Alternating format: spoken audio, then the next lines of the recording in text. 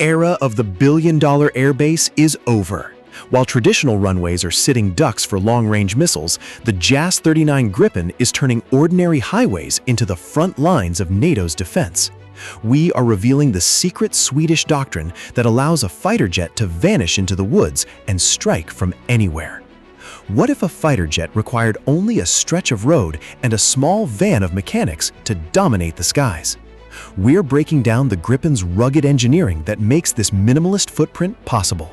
Discover how this decentralized strategy is fundamentally reshaping NATO's air superiority to ensure survival in a heavily contested environment.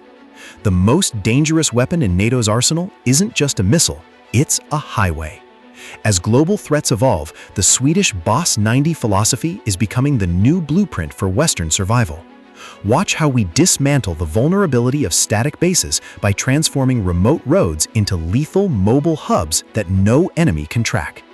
Today, we are not just talking about a fighter jet. We are talking about a new way of surviving war. In modern air combat, the biggest question is no longer only who has the most advanced aircraft. The real question is much darker. Can your Air Force still fly after the first missile wave hits? For decades, powerful nations built massive air bases with long runways, huge hangars, fuel farms, ammunition depots, radar towers, and command buildings. These bases looked strong. They looked untouchable. They looked like symbols of dominance. But in the age of drones, cruise missiles, ballistic missiles, and hypersonic weapons, these same superbases can become giant targets. This is where the Swedish Gripen story becomes extremely important. Sweden understood this danger long before many others accepted it. Their answer was simple but very powerful. Do not build an air force that depends only on perfect runways and massive bases. Build an air force that can disappear, move, survive, and strike again. That is why Gripen is not just a fighter jet, it is a complete survival philosophy. The uncomfortable truth is that a modern airbase is powerful, but it is also predictable. The enemy knows where it is. Satellites can see it. Drones can watch it. Missiles can be programmed to strike it. Even if the base has strong defenses, it cannot fully hide. Recent strikes on Russian airbases showed the world that even aircraft parked deep inside a country are not completely safe.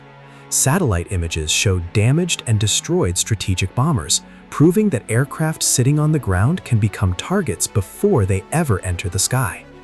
Once aircraft are parked in known locations, they are no longer just aircraft. They are valuable targets waiting for the right moment. This is exactly where Gripen becomes different.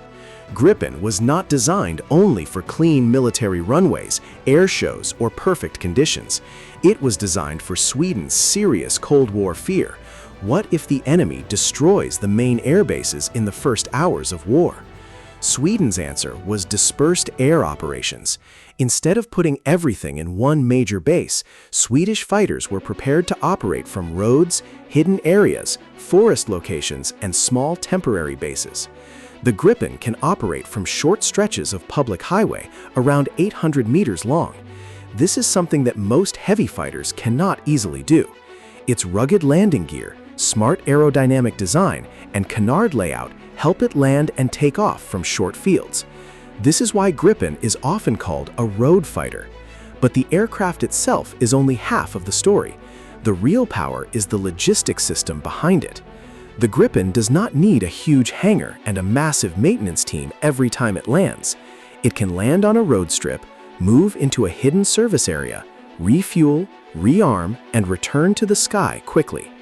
The famous Swedish idea is like a small pit crew.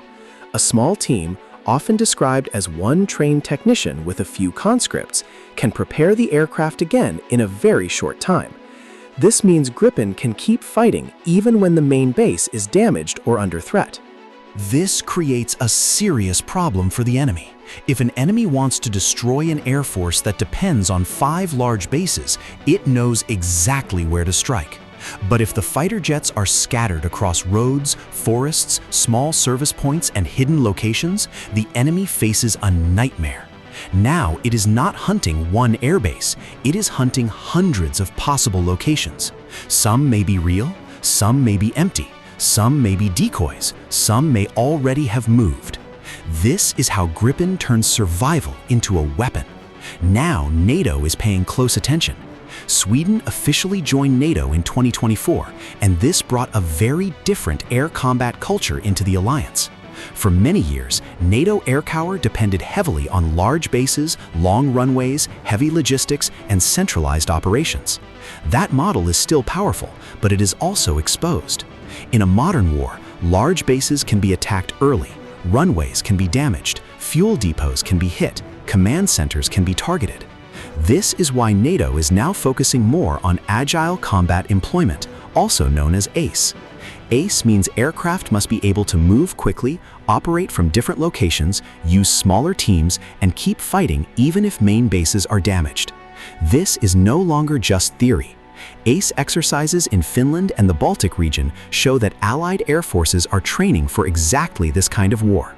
Aircraft like the F-35, F-15E, Typhoon, Rafale, and Finnish FA-18s have been involved in exercises that include rapid refueling, cross-servicing, airfield damage repair, and operations from multiple locations.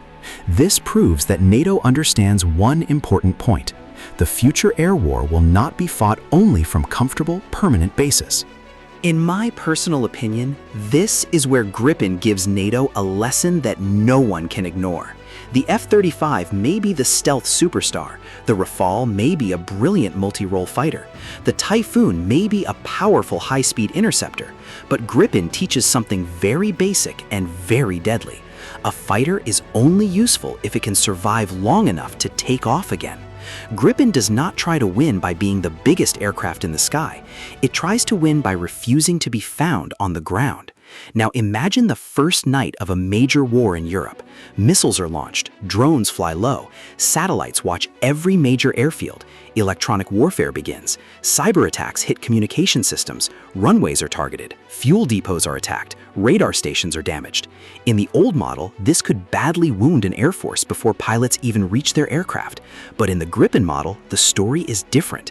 Aircraft are already dispersed. Some are on road bases, some are hidden near forests, some are supported by mobile fuel trucks and small maintenance teams, some are waiting at alternate sites. The enemy launches the first strike, but the Air Force does not die. It bends, scatters, survives, and returns. That is the psychological power of a persistent Air Force. If an enemy believes it can destroy your air power in one first strike, it may become more aggressive. But if the enemy knows your aircraft can disappear, reappear, launch, land, and move again, then the first strike becomes far less tempting. There is no easy knockout punch. There is only a long, expensive, frustrating hunt. That is real deterrence. It is not only about having strong weapons, it is about making the enemy doubt whether attacking you will actually work. This is why Gripen's road-based concept is no longer just a Swedish specialty. It is becoming a global air power lesson. The future of air combat will not only depend on stealth, speed, radar range, or missile load. It will also depend on survivability. Can the aircraft operate when the main runway is broken? Can the maintenance team work without a hangar? Can fuel and weapons move without creating one big target? Can pilots launch from places the enemy did not expect? Can command systems keep working when the first plan collapses? These are the questions that will shape the next decade of European air security. Gripen looks ahead of its time because it was designed for this problem from the beginning. It was born from Sweden's fear of invasion, but today that fear has become part of NATO's reality. The age of the superbase is not completely over. Big bases will still matter for tankers, bombers, logistics, command systems, and large-scale operations. But the idea that a few massive bases can safely carry an entire air campaign is now dangerously outdated. The future belongs to networks, small bases, road bases, mobile fuel, mobile weapons, fast repair, fast movement, deception, and aircraft designed to fight without comfort. So when people ask, is Gripen better than the F-35? I think that is the wrong question. The better question is this: Which aircraft can still fight when the runway is broken, the hangar is gone, and the enemy thinks the Air Force is finished? That is the Gripen question. NATO is now learning why Sweden built its Air Force this way. In a high-attrition war, survival is not just a defensive detail. Survival itself becomes combat power.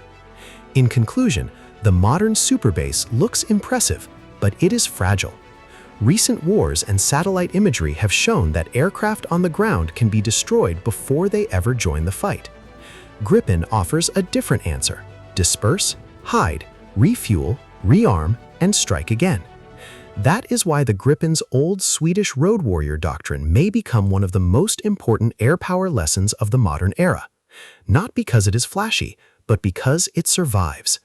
And in tomorrow's contested airspace, the Air Force that survives the first strike may be the Air Force that wins the war. This was Skyjet Wings. If you found this analysis powerful, hit the like button, subscribe to Skyjet Wings, and tell me in the comments, is the future of air power the stealth fighter or the fighter that can disappear before the missiles arrive? See you in the next video.